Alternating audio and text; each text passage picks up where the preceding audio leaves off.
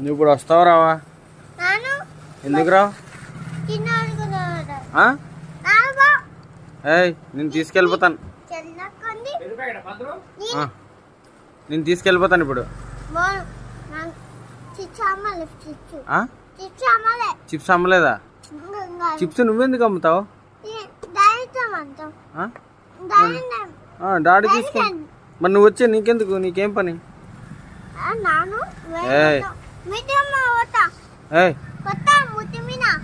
మూతి మీద కొడతావా? నువ్వు రా ముందు అర్జెంటుగా బయటికి. బయటికి రా. ఆకలి అయితే